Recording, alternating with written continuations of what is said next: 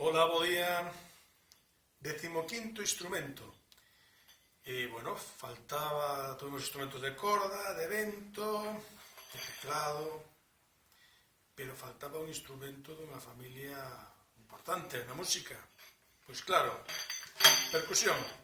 E aquí temos, quizáis, o instrumento de percusión, non sei, máis utilizado na música galega ou dos máis utilizados. Aquí temos unha pandeireta, vedes? Ten a pel, ten as ferreñas, en este caso 3, 4, 5, 6, 7, 8, 9 ferreñas, 9 pares de ferreñas, e, bueno, é unha pandeireta que eu teño non fai demasiado, feita por foliqueiras, por chus, de Candeal.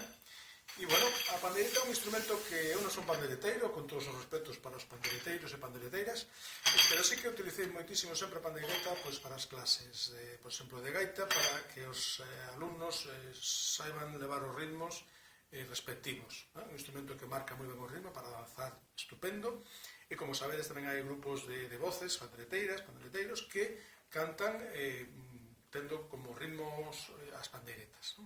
Por lo tanto, é un instrumento utilizado mundialmente cas particularidades en cada sitio. Non se toca técnicamente igual nos diversas culturas, pero se usa por todo o mundo. E entonces, bueno, pues a pandeireta pode levar o ritmo de calquer forma musical popular. Por exemplo, podemos cantar un paso doble. Nosa Señora da Pega, unha casa marina, ou unha molleira. E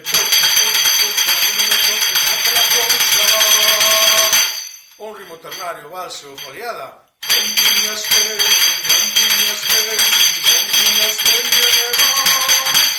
Ou outro ritmo calquera, como por exemplo esta mazurca de trance.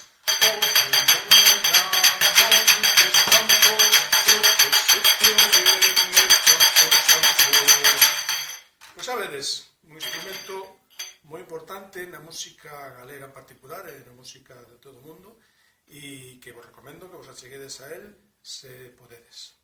Pois moi ben, bo día a todos e lembrade, seguimos na casa para canto antes poder vernos fora.